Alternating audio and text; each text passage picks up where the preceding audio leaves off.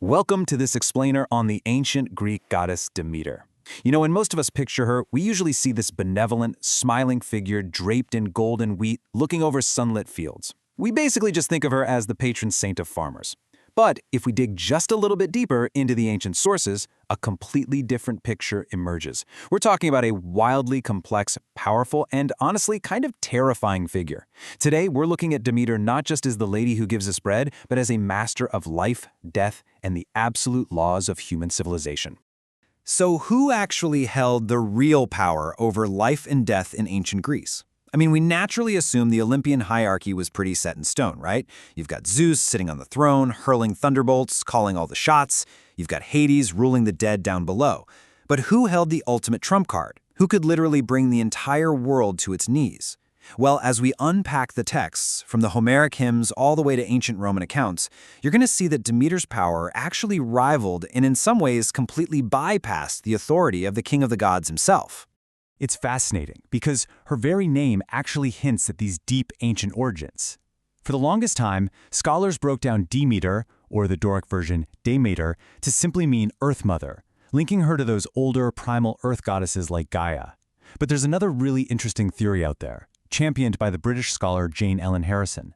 She pointed out that the root D might actually connect to Dia or Zia, which are ancient Cretan and Ionic words for grains, like emmer or spelt. So what does that mean? It suggests she wasn't just representing the raw, untamed earth, she was specifically the grain mother. She was the deity of cultivated food, which is, of course, the absolute foundation of human civilization itself.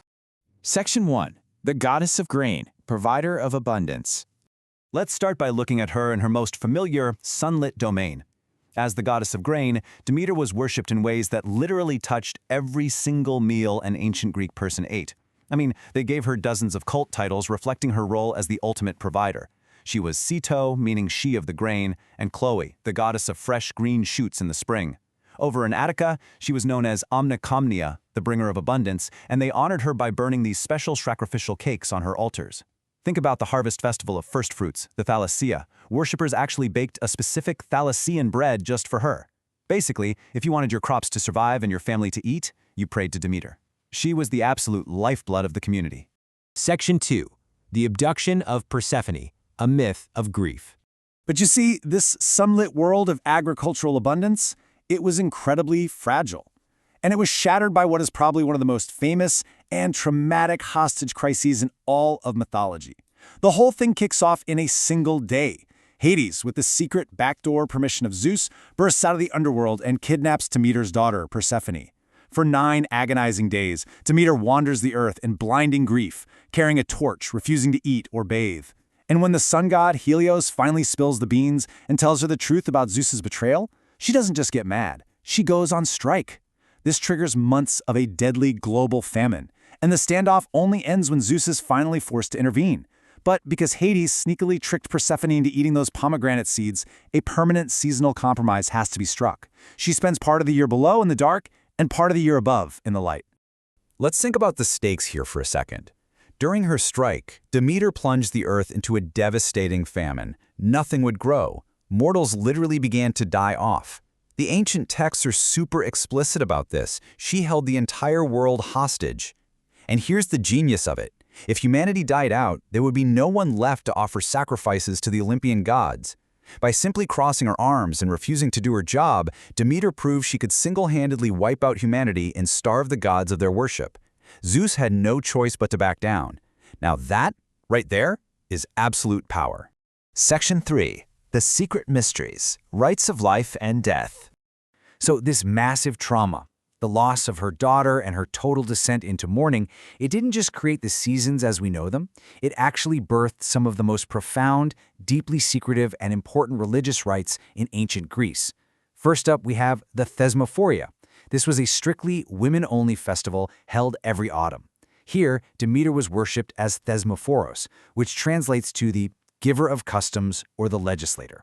You see, by giving humanity agriculture, she effectively gave them the unwritten laws of civilized life. During this festival, women would gather to perform secret rites and agrarian magic to ensure the fertility of the seeds planted in the ground.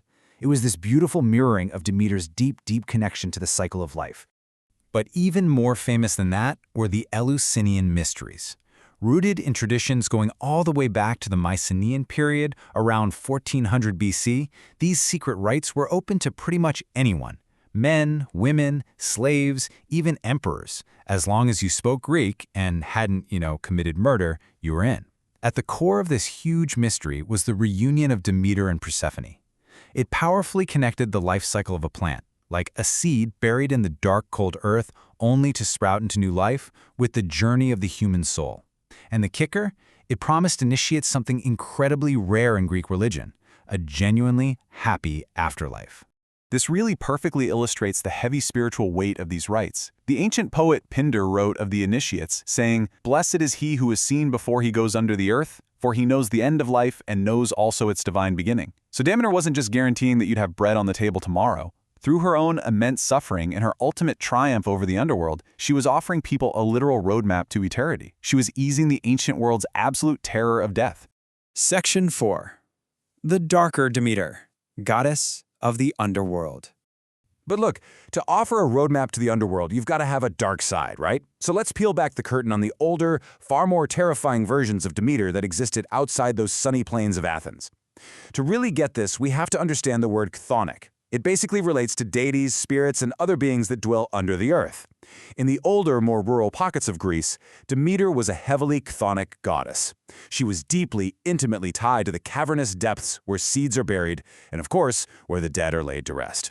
For instance, over in the region of Arcadia, she was worshipped under some really chilling titles: Demeter Melena, which means the Black Demeter, and Erinnys, meaning fury. The local myth there goes that to escape the unwanted advances of her brother Poseidon, she actually transformed herself into a mare. But Poseidon saw right through the disguise. He turned into a stallion and assaulted her. Furious and grieving, Demeter dressed entirely in black and locked herself away in a cave, plunging the world into famine yet again. In this specific region, she was sometimes literally depicted with the head of a horse, surrounded by writhing snakes. It is a wildly different image from the smiling goddess of wheat. And her incredibly complex lineage perfectly illustrates this dual nature. On one hand, with Zeus, she mothers Persephone, and in some traditions, the ecstasy-inducing god Dionysus. With the mortal Aeson, in a plowed field no less, she gives birth to Plutus, the god of wealth. But then, from that dark, traumatic encounter with Poseidon, she gives birth to the immortal horse Arion and a secret underground goddess named Despoina. And get this, Despoina was a deity so profoundly sacred and terrifying that her true name was kept strictly hidden from anyone who wasn't initiated. Section 5. An Enduring Legacy, from Greece to Rome. So, you might be wondering, how did a goddess of such extreme dualities, someone who embodies both sunlight and famine, life and death, actually fare as empires rose and fell around her? Well, the answer is, remarkably well. Let's trace this incredible cultural footprint. First, obviously, we have the Greek Demeter. Then, around 205 BC, Rome formally adopts her mystery cults, blending her pretty seamlessly with their own goddess, Ceres. Later on, during the late antique period, she undergoes what historians call syncretization. Basically, she blends with other universal mother goddesses, like the Phrygian, Cybele, and the Egyptian, Isis.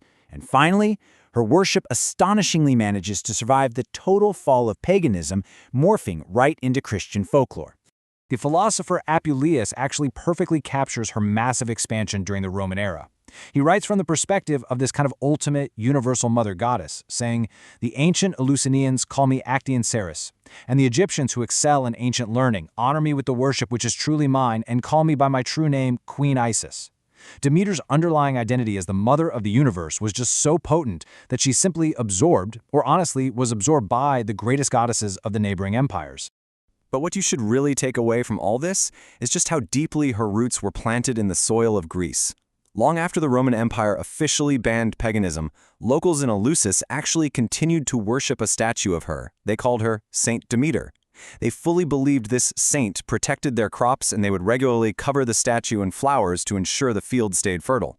This active, localized worship didn't just fade away, it continued incredibly late into history. We're talking right up until 1801, which is when an English antiquary literally removed the statue and shipped it off to Cambridge University. Just amazing. So we've seen today that Demeter is so much more than just a simple agricultural deity.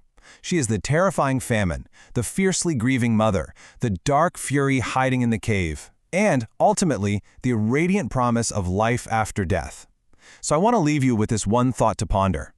If the goddess of the harvest also holds the keys to the afterlife, what does that say about how the ancients truly viewed the nature of the earth beneath their feet?